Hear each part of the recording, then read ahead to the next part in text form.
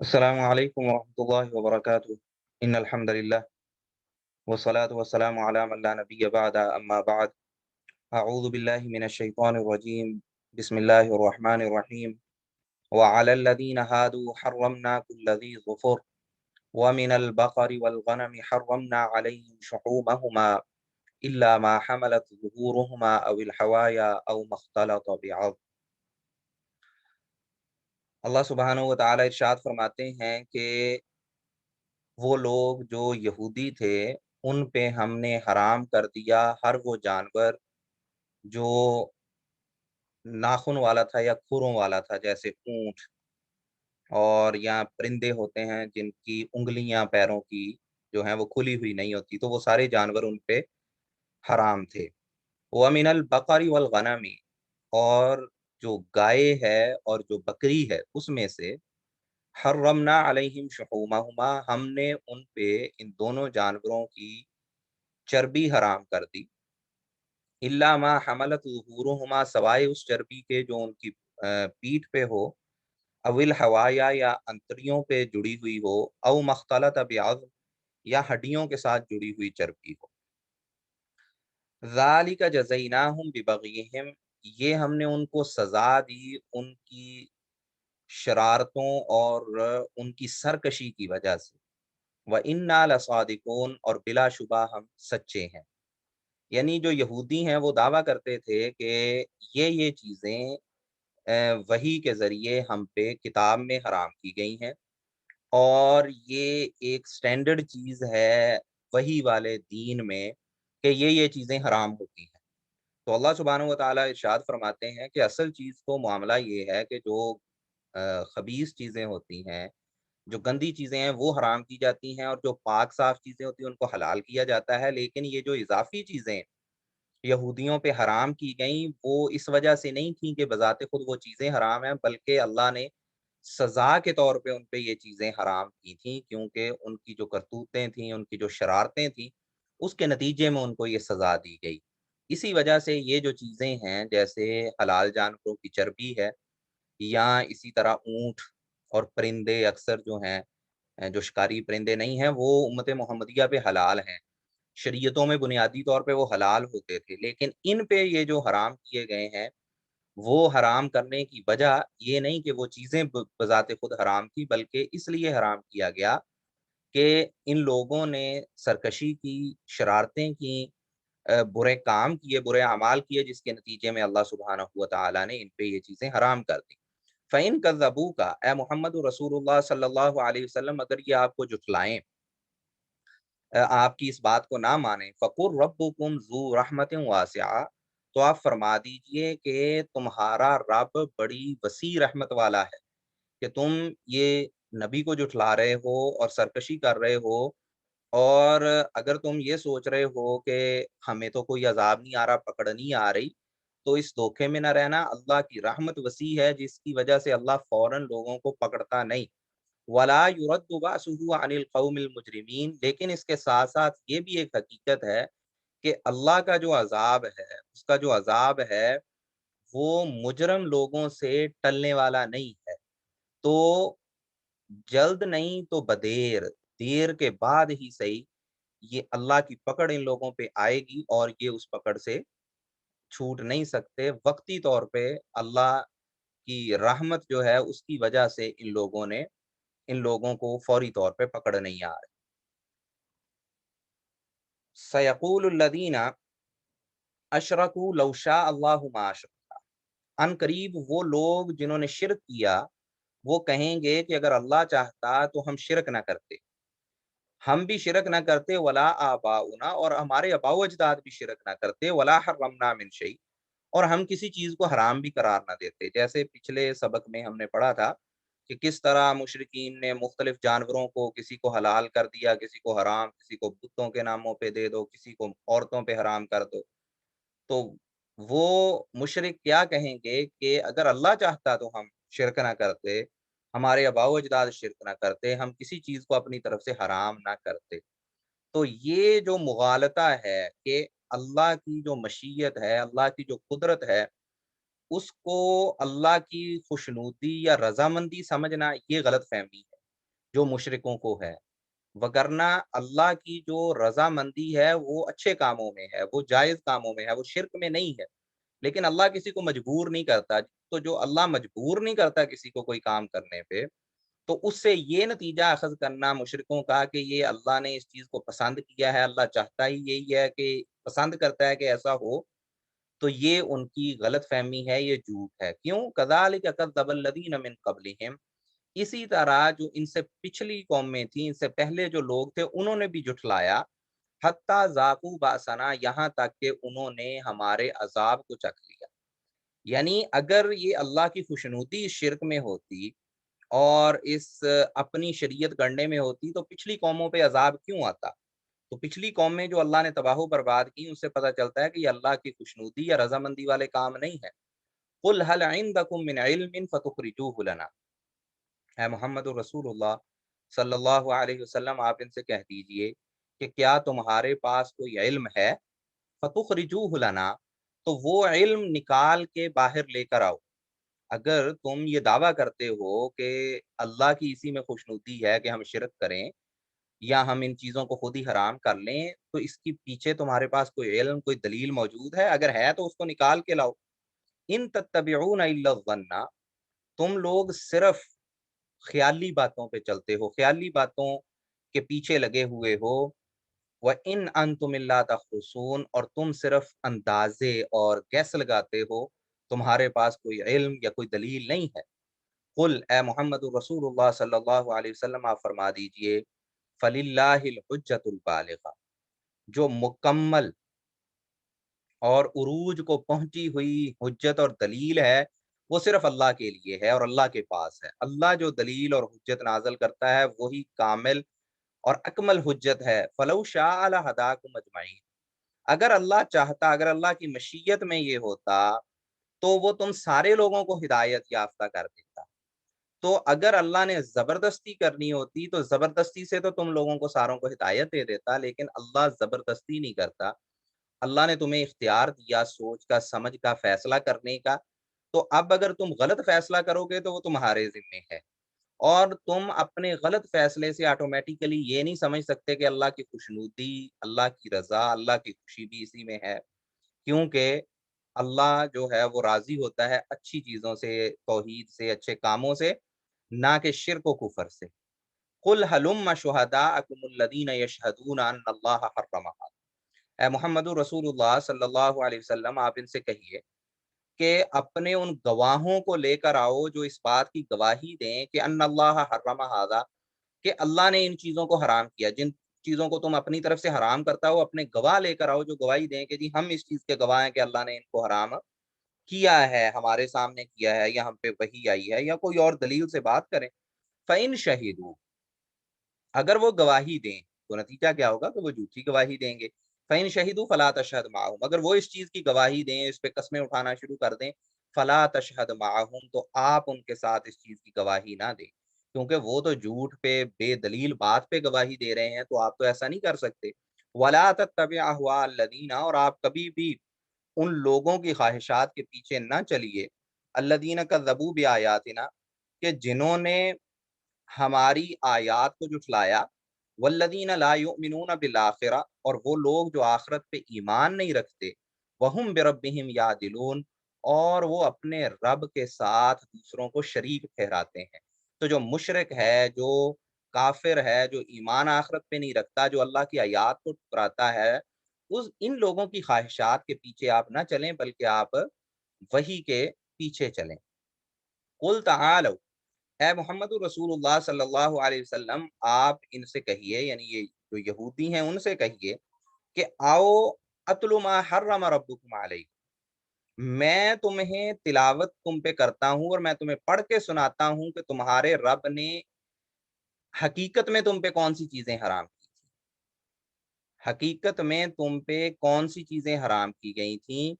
اور یا کون سے احکامات تھے کہ جن کی خلاف ورزی تم پہ حرام تھی، تو وہ چیزیں میں تمہیں سناتا ہوں۔ تم نے اپنی تورات کو بدل لیا، بگاڑ لیا، اپنی مرضی سے حلال کو حرام، حرام کو حلال کیا ہوا ہے، لیکن حقیقت حال جو ہے، جو اللہ کی طرف سے وحی تھی، جس میں جو چیزیں جن کی پاسداری کرنا ضروری تھی، یا وہ چیزیں جن سے بچنا ضروری تھا، وہ کون کون سی ہیں؟ آؤ میں تمہیں پڑھ کے سناتا ہوں۔ اللہ تشرکو بہ شیئا، سب سے پہلی چیز یہ کہ اللہ کے ساتھ کسی کو شریک نہ ٹھہراؤ۔ وبالوالدین احسانہ، اور دوسری چیز یہ کہ والدین کے ساتھ نیکی اور حسن سلوک سے پیش آؤ۔ تو والدین کے ساتھ اچھا سلوک کرنا، اس کا اللہ سبحانہ و تعالیٰ نے قرآن پاک میں کئی جگہ پہ تذکرہ کیا ہے، اور توحید کے ساتھ کیا ہے، یعنی جہاں کہا شرک نہ کرو، خالص اللہ کی عبادت کرو، ساتھ یہ بھی کہا کہ والدین کے ساتھ اچھا سلوک کرو۔ اور سورہ الاسراء میں اس کی جو وجہ ہے وہ بھی ہمیں نظر آتی ہے کہ کیوں اللہ سبحانہ و تعالیٰ ان دونوں چیزوں کو اکٹھا بیان کرتے ہیں، کہ اللہ سبحانہ و تعالیٰ فرماتے ہیں کہ جو مومن ہیں، جو نیک لوگ ہیں، وہ یہ دعا کرتے ہیں۔ اللہ سبحانہ و تعالیٰ نے کہا کہ اے محمد رسول اللہ صلی اللہ علیہ وسلم، آپ یہ دعا کریں، رب ارحمہما کما ربیانی صغیرا، اے رب میرے والدین پہ رحم کر، کما ربیانی صغیرا، جیسا کہ انہوں نے چھوٹے ہوتے ہوئے میری پرورش کی تھی۔ تو اللہ سبحانہ و تعالیٰ نے رب کا لفظ استعمال کیا، جو کہ پرورش کرنے کے معنی میں آتا ہے۔ تو دنیا میں جو انسان کی پرورش ہے، جو پرورش کی اصل جو بڑی ذمہ داری ہے، وہ اللہ سبحانہ و تعالیٰ کی ہے، کہ اللہ سبحانہ و تعالیٰ پروردگار ہے، ہر چیز کی پرورش کرتا ہے، ہر چیز ہر کسی کو پرووائڈ کرتا ہے۔ لیکن اللہ سبحانہ و تعالیٰ نے جو اسباب بنائے ہیں، اس میں ایک انسان کے لیے جو اللہ نے وسیلہ بنایا ہے، اس میں جب وہ چھوٹا ہوتا ہے، جب وہ خود کچھ کھا پی نہیں سکتا، اور اس کے بعد تھوڑا سا بڑا ہو کے جب خود کھا پی تو سکتا ہے، لیکن وہ کما نہیں سکتا، اپنی ذمہ داری نہیں اٹھا سکتا، اس وقت اس کی ذمہ داری یہ والدین اٹھاتے ہیں، اور وہ اس کی پرورش کرتے ہیں۔ تو یہ جو ربوبیت صغریٰ ہے، جو اس کو پالنا ہے اس چھوٹے لیول پہ، دنیا کے لیول پہ اسباب کے تحت، اس میں والدین کا بڑا اہم کردار ہے۔ تو اللہ سبحانہ و تعالیٰ یہاں پہ ارشاد یہ فرما رہے ہیں کہ جس طرح اللہ کا حق یہ ہے کہ بندہ صرف اسی کی عبادت کرے، اسی طرح اللہ نے والدین کا بھی یہ حق رکھا ہے کہ والدین کے ساتھ انسان اچھا اور بہتر سلوک کرے، اور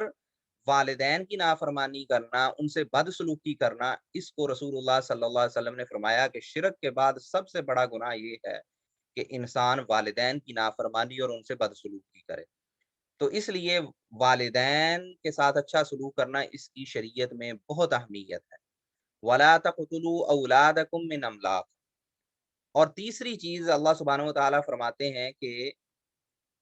بنی اسرائیل کو یہ حکم دیا گیا کہ اپنی اولاد کو بھوک کے ڈر سے، غریبی کے ڈر سے قتل نہ کرو۔ نحن نرزقکم وإیاہم، ہم تمہیں بھی رزق دیتے ہیں، انہیں بھی رزق دیں۔ تو جو اللہ تمہیں رزق دیتا ہے وہ آنے والے بچوں کو بھی رزق دے گا، لہٰذا اولاد کو قتل کرنا اس ڈر سے کہ خرچہ پورا نہیں ہوگا، یہ چیز ان میجر حرام کاموں میں سے ہے، بڑے حرام کاموں میں سے ہے، جن سے اللہ سبحانہ و تعالیٰ نے منع کیا، اس امت کو بھی اور پچھلی امتوں کو۔ وَلَا تَقْرَبُوا الْفَوَاحِشَ مَا ظَهَرَ مِنْهَا وَمَا بَطَنَ، اگلی چیز اللہ سبحانہ و تعالیٰ ارشاد فرماتے ہیں کہ جو بے حیائی کے کام ہیں، جتنے بھی ذریعے ہیں بے حیائی کے کاموں والے، ان کے قریب نہ جاؤ، ما ظہر منہا وما بطن، چاہے وہ علانیہ ہوں یا خفیہ، یعنی بے حیائی اور برائی کے کاموں پہ کھلے عام بھی نہ جاؤ، پوشیدہ بھی نہ جاؤ، کھلے عام بھی بے حیائی نہ کرو، پوشیدہ اور خفیہ جگہوں پہ بھی بے حیائی کے کاموں سے بچو اور دور رہو۔ وَلَا تَقْتُلُوا النَّفْسَ الَّتِي حَرَّمَ اللَّهُ إِلَّا بِالْحَقِّ، اور کسی جان کو جس کو اللہ نے حرام کیا ہے، یعنی بائی ڈیفالٹ کسی بھی انسان کو قتل کرنا حرام ہے، اس کو قتل نہ کرو، الا بالحق، مگر حق کے ساتھ، کہ اگر کوئی ایسی دلیل موجود ہے کہ مثلا ایک شخص نے قتل کیا ہے، تو پھر ایک جو کمپیٹنٹ اتھارٹی ہے وہ اس کے مقابلے میں اس کو قتل کی سزا سنا سکتی ہے، یا اور جہاں جہاں پہ قتل کی سزا، کیپٹل پنشمنٹ کا قانون اسلام میں موجود ہے، اس کے علاوہ کوئی شخص دوسرے شخص کو قتل نہ کرے ناجائز۔ ذالکم وصاکم بہ لعلکم تعقلون،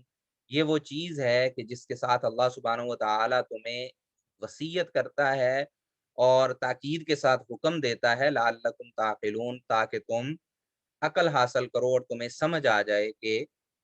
اصل میں اللہ سبحانہ و تعالیٰ کی خوشنودی کن چیزوں میں ہے۔ ولا تقربوا مال الیتیم، اور اسی طرح اللہ سبحانہ و تعالیٰ نے اس چیز کو بھی حرام کیا کہ یتیم کا مال کھا جاؤ۔ اللہ سبحانہ و تعالیٰ فرماتے ہیں ولا تقربوا مال الیتیم، یتیم کے مال کے قریب نہ جاؤ الا باللتی ہی احسن، مگر اگر ایسے طریقے سے ہو جو کہ ریزنیبل ہے، جو کہ اچھا ہے۔ یعنی اگر کسی شخص کو یہ ذمہ داری دے دی جاتی ہے، وہ گارڈین بن جاتا ہے کسی یتیم کا، تو اس کی یہ ذمہ داری ہے کہ یتیم کے مال کی حفاظت کرے، اور اس میں سے جو اس نے خرچہ کرنا ہے مثلاً یتیم پہ، یا بعض ایکسیپشنل صورتحال میں اس کا بھی تھوڑا سا خرچہ لینا اس میں سے جواز ہے، تو وہ ایک اچھے اور ریزنیبل انداز میں ہونا چاہیے، حتیٰ یبلغ اشدہ، یہاں تک کہ وہ جو یتیم ہے وہ بلوغت کی عمر کو پہنچ جائے اور عقل مند اور بالغ ہو جائے۔ تو اس وقت تک اس مال کی اچھے طریقے سے حفاظت کرنا مقصد ہے۔ ایسا نہ ہو کہ وہ یتیم جب تک وہ بالغ ہو اس وقت تک وہ جو گارڈین ہے وہ اس کا سارا مال ضائع کر دے یا اڑا دے اور اس کو خرچ کر لے، یہ چیز سخت حرام ہے۔ وَأَوْفُوا الْكَيْلَ وَالْمِيزَانَ بِالْقِسْطِ، اور اسی طرح اللہ سبحانہ وتعالیٰ نے جو مین احکامات نازل کیے یہودیوں پہ، ان میں یہ بھی حکم تھا کہ ناپ تول کو اچھے انداز سے پورا پورا کرو، عدل و انصاف کے ساتھ ناپ اور تول میں کمی بیشی نہ کرو، اس کو پورا کرو۔ تو یہ جو ہے لین دین میں درست طریقے سے پیش آنا اور اس میں ڈنڈی نہ مارنا، یہ ہر دور میں جو وحی الہی کا دین ہے، جو اسلام ہے، اس کا بنیادی عنصر رہا ہے۔ اللہ سبحانہ و تعالیٰ نے قرآن پاک میں فرمایا کہ کمی بیشی جو کرتے ہیں ان کے لیے ہلاکت ہے، اور یہ اس طرح کے لوگ ہیں کہ جب انہوں نے خود مال لینا ہوتا ہے، کسی سے خریدنا ہوتا ہے، تو یہ بڑا پورا صحیح تول کروا کے اس سے خریدتے ہیں، اور جب خود بیچتے ہیں، لوگوں کو کر کے دیتے ہیں، تو پھر اس میں یہ ڈنڈی مارتے ہیں۔ اور اسی طرح جو شعیب علیہ السلام کی قوم تھی، ان میں جو خرابیاں تھیں جن کی وجہ سے ان پہ عذاب آیا، ان میں سے ایک بڑی خرابی یہ بھی تھی کہ وہ لوگوں کو ساتھ دھوکہ دہی کرتے تھے۔ خرید و فروخت کرتے وقت جب کوئی چیز تول کے یا ناپ کے دیتے تھے تو اس میں گھپلا کر جاتے تھے۔ لا نکلف نفسا الا وسعها، اللہ سبحانہ وتعالیٰ فرماتے ہیں کہ ہم کسی کو تکلیف نہیں دیتے الا وسعها، مگر اس کی وسعت کے مطابق۔ ہم کسی کو مکلف نہیں ٹھہراتے، کسی کے ذمے یہ نہیں لگاتے کہ وہ ایسا کام کرے جو اس کی طاقت سے باہر ہے۔ تو یہ جتنے کام اللہ سبحانہ وتعالیٰ نے بیان کیے ہیں کہ ان چیزوں سے بچو یا یہ کام کرو، یہ کرنے ممکن ہیں۔ اگر یہ ناممکن ہوتے تو اللہ کبھی ان کا حکم ہی نہ دیتا، کیونکہ اللہ کا اصول یہ ہے کہ اللہ کبھی کسی کو ناممکن کام کرنے کا حکم نہیں دیتا۔ تو اللہ سبحانہ و تعالیٰ نے ان کاموں کا حکم ہی اسی لیے دیا ہے کہ یہ ممکنات میں سے ہیں، یہ کیے جا سکتے ہیں، انسان میں اس چیز کی طاقت ہے کہ ان پہ عمل پیرا ہو جائے۔ وَإِذَا قُلْتُمْ فَعْدِلُوا وَلَوْ كَانَ ذَا قُرْبَىٰ، اللہ سبحانہ و تعالیٰ فرماتے ہیں کہ جب تم بات کرو تو عدل و انصاف کی بات۔ اگر کسی جگہ پہ بندے نے بولنا ہے، کسی جگہ پہ کوئی موقف دینا ہے، تو عدل و انصاف والا درست موقف بیان کرے۔ وَلَوْ كَانَ ذَا قُرْبَىٰ، اگرچہ وہاں کوئی قریبی شخص ہی آپ کا انوالو ہو، کسی معاملے میں آپ بول رہے ہیں، کہیں بات کر رہے ہیں، کہیں فیصلہ کر رہے ہیں، اگرچہ ایک فریق آپ کا قریبی رشتہ دار ہی کیوں نہ ہو، آپ حق اور انصاف کا فیصلہ کریں، وہاں پہ جو ہے رجحان اپنا نہ دکھائیں اپنے قریبی اور رشتہ دار کی طرف، اور اس کی وجہ سے حق سے نہ ہٹ جائیں۔ وَبِعَهْدِ اللَّهِ أَوْفُوا، اور اللہ سے جو تم نے وعدہ کیا ہے اس کو پورا کرو۔ یعنی اللہ کے ساتھ جو اللہ کے احکامات کو ماننے کا ایک مسلمان کا وعدہ ہے، اللہ کی عبادت کا وعدہ ہے، اس کو پورا کرو۔ اور اسی طرح جو لوگوں کے ساتھ بھی وعدے کیے ہیں وہ بھی اللہ کے نام پہ ہوتے ہیں، تو ان وعدوں کو بھی پورا کرو۔ ذالکم وصاکم بہ لعلکم تذکرون، اللہ سبحانہ و تعالی تمہیں اس چیز کی وصیت کرتا ہے، لعلکم تذکرون، تاکہ تم اس چیز کو یاد رکھو، تاکہ تمہیں یاد رہے، اللہ بار بار تمہیں ان چیزوں کا حکم دے رہا ہے۔ وَأَنَّ هَذَا صِرَاطِي مُسْتَقِيمًا فَاتَّبِعُوهُ، اور یہ میرا راستہ، یہ جو میرا وحی کا راستہ ہے، یا جو چیزیں بیان تم پہ کی گئی ہیں، یہ جو دین اسلام ہے، یہ میرا راستہ مستقیماً، یہ سیدھی راہ ہے۔ فَاتَّبِعُوهُ، تو اس رستے کی پیروی کرو، اس رستے پہ چلو۔ وَلَا تَتَّبِعُوا السُّبُلَ فَتَفَرَّقَ بِكُمْ عَنْ سَبِيلِهِ، اور دیگر راہوں پہ نہ چلو، دیگر رستوں پہ نہ چلو، فَتَفَرَّقَ بِكُمْ عَنْ سَبِيلِهِ، اگر تم دوسرے رستوں پہ چلو گے تو وہ تمہیں اللہ کی راہ سے دور کر دیں گے اور اللہ کی راہ سے بھٹکا دیں گے اور اللہ کی راہ سے تمہیں جدا کر دیں گے۔ تو یہاں اللہ سبحانہ و تعالیٰ نے ارشاد فرمایا ہے، ایک صراط مستقیم کا تذکرہ کیا اور پھر باقی جو برائی کے راستے ہیں یا گمراہی کے راستے ہیں، اس کے لیے رستے کا لفظ نہیں بلکہ راستوں کا لفظ استعمال کیا، یعنی کہ جمع کا لفظ استعمال کیا کہ برائی کی بے شمار شکلیں، گمراہ ہونے کی بے شمار رستے ہو سکتے ہیں، لیکن ہدایت کا رستہ صرف ایک ہے۔ اور اسی کو رسول اللہ صلی اللہ علیہ وسلم نے بھی بیان فرمایا اور وضاحت کی اس کی اس انداز سے کہ آپ نے لائن کھینچی ایک سیدھی اور پھر اس کے دائیں بائیں لائنیں کھینچی، اور اللہ کے نبی صلی اللہ علیہ وسلم نے فرمایا کہ یہ سیدھی راہ ہے، یہ ہدایت کا رستہ ہے، جو اس رستے پہ سیدھے پہ چلتا ہے دلیل کے ساتھ، جو قرآن و سنت کا رستہ ہے وہ ہدایت پہ ہے، وہ اللہ کی راہ پہ ہے۔ اور یہ جو سائڈ پہ رستے نکلتے ہیں،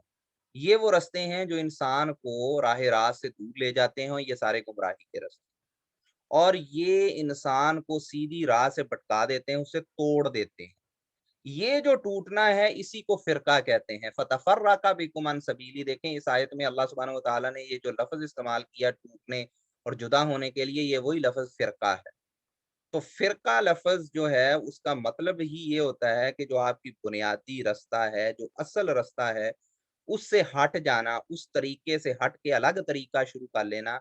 یہ وہ چیز ہے جو فرقہ ہے، اور اسی فرقہ واریت سے اللہ سبحانہ و تعالیٰ نے منع کیا۔ ذالکم وصاکم بہ لعلکم تتقون، اللہ سبحانہ و تعالیٰ تمہیں اس چیز کی وصیت کرتا ہے کہ جو اللہ نے وحی کے ذریعے سیدھا دین کا رستہ دیا، اس رستے پہ چلو اور دوسرے رستوں پہ نہ چلو جو اس دین کی، اس وحی کی بنیاد پہ رستے نہیں ہیں، ان کے پیچھے نہ چلو۔ اگر چلو گے تو وہ تمہیں جو قرآن و سنت کا رستہ ہے اس سے بھٹکا دے۔ ذالکم وصاکم بہ لعلکم تتقون، یہ وہ چیز ہے جس کی اللہ تمہیں وصیت کرتا ہے، حکم دیتا ہے، لعلکم تتقون، تاکہ تم پرہیزگاری اختیار کرو۔ ثم آتینا موسی الکتاب تماما علی الذی احسن وتفصیلا لکل شیء وہدی ورحمۃ لعلہم بلقاء ربہم یؤمنون، پھر ہم نے موسیٰ علیہ السلام کو ایک کتاب دی، تماما علی الذی احسن، اور وہ شخص جو کہ اچھے طریقے سے عمل کرنے والا ہوگا، والا تھا، اس کے لیے وہ ایک پوری نعمت تھی اللہ کی طرف سے، وہ جو کتاب تھی تورات،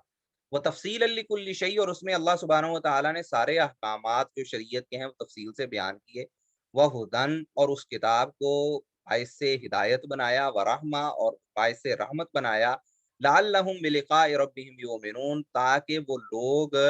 اپنے رب کی ملاقات یعنی آخرت کے دن پہ اور اللہ سے ملنے کا جو عقیدہ ہے اس پہ ان کا ایمان پختہ اور مضبوط ہو۔ تو اللہ سبحانہ و تعالیٰ نے جو کتاب ہے موسیٰ علیہ السلام کی، اس کو بھی ایک مکمل کتاب اور مکمل شریعت کے طور پہ نازل کیا۔ وہذا کتاب، اور رہی یہ کتاب جو قرآن ہے، یہ کتاب انزلناہ، اس کو بھی ہم نے نازل کیا،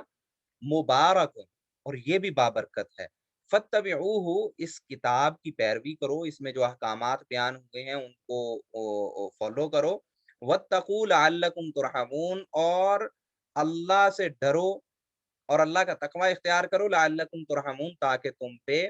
رحم کیا جائے۔ ان تقولوا، اور اس کتاب کو، قرآن کو نازل کرنے کا مقصد کیا ہے؟ ان تقولوا، کہ کہیں تم یہ نہ کہو، انما انزل الکتاب علی طائفتین من قبلنا،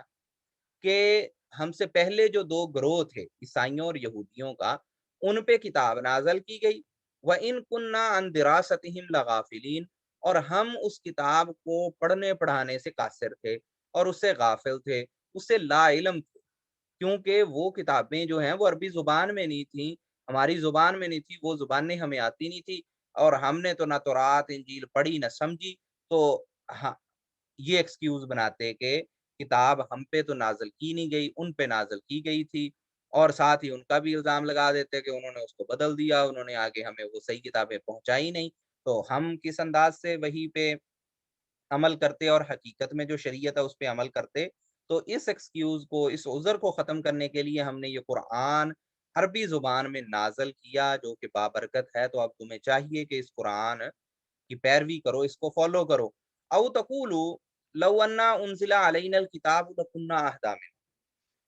اور اس قرآن کو تم پہ نازل کیا گیا تاکہ تم یہ دعوے نہ کرتے پھرو، یہ نہ کہو کہ اگر ہم پہ کتاب نازل کی جاتی لکنہ اہدی منہم، تو ہم ان سے زیادہ، یعنی یہودیوں عیسائیوں سے زیادہ راہ راست پہ ہوتے۔ فقد جاءکم بینۃ من ربکم وہدی ورحمہ، تو اب تمہارے پاس تمہارے رب کی طرف سے دلیل آ گئی ہے، ہدایت آ گئی ہے، رحمت آ گئی ہے۔ یہ کتاب جو قرآن پاک اللہ نے تم پہ نازل کی ہے، تم لوگوں کی طرف بھیجی ہے، اس میں تمہارے رب کی طرف سے واضح دلائل ہیں، ہدایت کے ذرائع ہیں، اللہ کی رحمت ہے اس میں۔ فمن اظلم ممن کذب بآیات اللہ وصدف عنہا، اس شخص سے بڑا ظالم کون ہو سکتا ہے جو اللہ کی آیات کو جھٹلائے، وصدف عنہا، اور ان آیات سے دوسروں کو بھی روکے، اور دوسروں کو بھی کہے کہ ان آیات کو نہ مانو۔ سنجزی الذین یصدفون عن آیاتنا سوء العذاب بما كانوا یصدفون، ان قریب وہ لوگ جو ہماری آیات سے روکتے ہیں ان کو ہم رسوا کرنے والا اور ان کو بدترین عذاب دیں گے۔ بما كانوا یصدفون، اور اس عذاب کی وجہ یہ ہوگی کہ یہ اللہ کی راہ سے روکتے ہیں اور اللہ کی آیات سے لوگوں کو روکتے ہیں۔ حل ینظرون، کیا یہ لوگ اس چیز کا انتظار کر رہے ہیں، ان تاتیہم الملائکہ، کہ ان کے پاس فرشتے آ جائیں، یعنی ان کی روح قبض کرنے کے لیے جو موت کے فرشتے ہیں وہ پہنچ جائیں تو تب یہ ایمان لائیں گے، تب ان کو یقین ہوگا۔ او یات یا ربو کا، یا آپ کا رب آ جائے تب یہ مانیں گے، یعنی قیامت قائم ہو جائے اور تب قیامت کے دن جب اللہ سبحانہ و تعالیٰ آئیں گے سامنے تو اس وقت یہ لوگ ایمان لائیں گے۔ او یاتی بعض آیات ربک، یا تیرے رب کی جو بڑی بڑی نشانیاں ہیں ان میں سے کوئی آ جائے، یعنی سورج جو ہے وہ مغرب سے طلوع ہو جائے تو تب یہ ایمان لائیں گے۔ یوم یاتی بعض آیات ربک، اللہ سبحانہ و تعالیٰ فرماتے ہیں جس دن تیرے رب کی خاص نشانی، یہ جو سورج کا مغرب سے طلوع ہونا، یہ جو قیامت کی بڑی نشانی ہے، جب وہ آئے گی سامنے، لا ينفع نفسا ایمانها لم تکن آمنت من قبل، تو ایسا شخص کہ جو اس سے پہلے ایمان نہیں لایا ہوگا اس میجر نشانی کے آنے کے سے پہلے، اس کو اس نشانی کے ظاہر ہونے کے بعد ایمان لانا فائدہ نہیں دے گا۔ تو ایسا شخص جو اس سے پہلے ایمان نہیں لایا، وہ جب اس بڑی نشانی کو دیکھے گا اور کہے گا کہ اب میں ایمان لاتا ہوں اللہ پہ، اب اس کا ایمان اس کو فائدہ نہیں دے گا۔ او کسبت فی ایمانہا خیرا، اور نہ ہی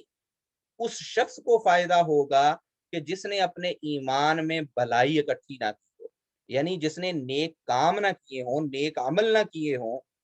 اس بڑی نشانی کے ظاہر ہونے سے پہلے، اور اس کے بعد پھر وہ توبہ کرنا شروع کر دے کہ یا اللہ میرے جو گناہ میں نے کیے ہیں، یا میں نے جو بڑے بڑے اسلام کے جو اعمال ہیں ان سے کنارہ کشی کیے رکھی، مثلا نماز نہیں میں پڑھتا تھا، اور اس طرح کی چیزوں پہ توبہ کرنا شروع کر دے، یا کہے کہ اب میں ان اعمال کی ادائیگی کر لوں، اس کے بعد کوئی فائدہ نہیں ہوگا، نہ کسی نیک عمل کو کاؤنٹ کیا جائے گا، نہ کسی کے ایمان کو کاؤنٹ کیا جائے گا، نہ کوئی توبہ کا دروازہ اس وقت ہوگا جب یہ بڑی نشانی آ جائے گی سامنے۔ تو اس لیے اس کا انتظار نہ کرو، اگر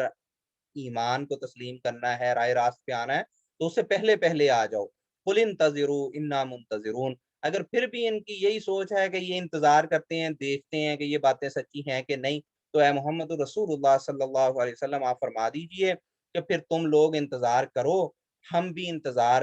کرتے ہیں، تم لوگ بھی دیکھو کہ یہ باتیں سچی ہیں یا نہیں، ہم بھی دیکھتے ہیں کہ تم لوگوں کا پھر انجام کیا ہوگا۔ ان الذین فرقوا دینہم وکانوا شیعا، بلا شبہ وہ لوگ کہ جنہوں نے اپنے دین کو ٹکڑے ٹکڑے کر دیا، جنہوں نے دین کی صحیح راہ چھوڑ کے اپنی الگ رستے بنا لیے، الگ فرقے بنا لیے، وکانوا شیعا، اور وہ گروہ در گروہ میں بٹ گئے، اپنے اپنے گروپ بنا لیے۔ لست منہم شیء فی شیء، اے محمد رسول اللہ صلی اللہ علیہ وسلم آپ کا ان سے کوئی تعلق نہیں ہے۔ انما امرہم الی اللہ، بلا شبہ ان کا معاملہ اللہ کی طرف ہے۔ सुम्मा युनब्बिउहुम बिमा कानू यफ़अलून, फिर अल्लाह सुब्हानहू व तआला उनको बतलाएगा वो जो काम करते थे। तो यहाँ जो अल्लाह सुब्हानहू व तआला ने दीन को तोड़ने की बात की है, इसमें चाहे वो तोड़ना इस्लाम के अंदर हो या इस्लाम से बाहर, यानी अ, अगर कोई मुशरिक हो गया, कोई यहूदी है, ईसाई है, उसने अपनी जो है दीन को बिगाड़ लिया, अल्लाह के नबी पे ईमान नहीं लाया, वो भी इन ग्रोहों में शामिल है जिन ग्रोहों का अल्लाह सुब्हानहू व तआला यहाँ पे तज़किरा कर रहे हैं और ये कह रहे हैं कि आपका उनसे कोई ताल्लुक नहीं। इसी तरह दीन इस्लाम कबूल करने के बाद अगर कोई शख्स अल्लाह के नबी की लाई हुई वही को छोड़ के अपने-अपने रास्ते और फिर उन रास्तों पे माख़ज़ भी अपने ही पकड़ लेता है कि मेरा उसूल क्या होगा, मेरी दलील क्या होगी, और उस दलील को वो अल्लाह के नबी से नहीं लेता, दीन इस्लाम से नहीं लेता, कुरान और सुन्नत से नहीं लेता, तो अल्लाह सुब्हानहू व तआला फरमा रहे हैं कि जो शख्स दीन के माख़ज़ से, दीन की असल से, उसकी जड़ से हट जाए और अपना ग्रोह उस जड़ से तोड़ के दूसरी तरफ ले जाएगा, लस्ता मिनहुम फी शै, ए मुहम्मदुर रसूलुल्लाह सल्लल्लाहु अलैहि वसल्लम, आपका फिर उन लोगों से कोई ताल्लुक नहीं, उनका मामला अल्लाह की तरफ है और अल्लाह ही उनसे निपटेगा और उनको बतलाएगा कि वो क्या गुल खिलाते रहे हैं इस दुनिया में। मन जाअ बिल हसनति फलहु अशरु अमसालिहा, जो शख्स नेकी करेगा, नेकी को लेकर आएगा, या जिस शख्स ने नेकी की फलहु अशरु अमसालिहा, तो उसको उसका 10 गुना सवाब मिलेगा और ये कम अज़ कम है। वमन जाअ बिस्सय्यिअति फला युजज़ा इल्ला मिस्लहा व हुम ला युज़लमून, और जो शख्स बुराई करता है, फला युजज़ा इल्ला मिस्लहा, तो उसको सिर्फ उस बुराई के बराबर जो है वो सज़ा मिलेगी, व हुम ला युज़लमून, और उन पे ज़ुल्म नहीं किया जाएगा। अगेन ये बुराई की मैक्सिमम सज़ा है कि उसके बराबर सज़ा मिले, बल्कि बाज़ सूरतों में क्या होता है कि जो नेकियां हैं उनकी वजह से बुराइयां खत्म कर दी जाती हैं, तौबा करने से बुराइयां खत्म हो जाती हैं। अल्लाह की जब रहमत होगी तो बहुत सारे मोमिनों की जो बुराइयां हैं उन पे उनको सजा नहीं मिलेगी, लेकिन जिसको सजा मिलेगी भी वो कितनी होगी कि जितनी वो डिजर्व करता है उस बुराई के मुताबिक। तो ये अल्लाह सुब्हानहू व तआला की रहमत है कि जब कोई नेकी करता है तो नेकी का सवाब कम अज कम 10 गुना मिलता है, और जब कोई बुराई करता है तो बुराई का ज्यादा से ज्यादा गुना इतना मिलता है जितना उस बुराई का मिलता है, यानी कि उससे कम भी हो सकता है कि वो वैसे ही अल्लाह सुब्हानहू व तआला उसको मुआफ़ फरमा दें या वो खुद तौबा कर ले या और इस तरह के ज़राए उसके बन जाएँ। कुल इन्ननी हदानी, ए मुहम्मदुर रसूलुल्लाह सल्लल्लाहु अलैहि वसल्लम आप फरमा दीजिए कि मेरे रब ने मुझे हिदायत दी है, इला सिरातिन मुस्तकीम, सीधी राह की तरफ, दीनन, एक ऐसे दीन की तरफ मेरी रहनुमाई की है, क़ियामन, जो मुस्तहकम और मज़बूत दीन है। मिल्लत इब्राहीमा, ये इब्राहीम अलैहिस्सलाम की मिल्लत उनका दीन है, हनीफ़ा, जो कि यकसू थे, और वो यकसुई से सिर्फ़ अल्लाह की इबादत करते थे। वो कन्फ्यूज़्ड नहीं थे कि कभी किसी दर पे सर और कभी किसी दर पे सर, बल्कि उनमें यकसुई थी। वो इस चीज़ में उन वो बिल्कुल क्लियर थे कि सिर्फ़ अल्लाह की इबादत करनी है। वमा कान मिनल मुशरिकीन, और वो मुशरिकों में से नहीं थे। ए मुहम्मदुर रसूलुल्लाह सल्लल्लाहु अलैहि वसल्लम, कुल आप फरमा दीजिए, इन्ना सलाती, मेरी नमाज, व नुसुकी, और मेरी सारी इबादत, और इसका दूसरा तर्जुमा ये है कि मेरी कुर्बानी, मेरी नज़रो नियाज़, व महयाया, और मेरा ज़िंदा होना, व ममाती, और मेरा मरना, लिल्लाहि रब्बिल आलमीन, सिर्फ़ और सिर्फ़ अल्लाह के लिए है, रब्बिल आलमीन, जो कि जहानों को पालने वाला है। ला शरीक लहू, अल्लाह सुब्हानहू व तआला का कोई शरीक नहीं है। व बिज़ालिका उमिरतु, और इसी चीज़ का मुझे हुक्म दिया गया है कि मैं ये बयान करूँ और इस पे ईमान लाऊँ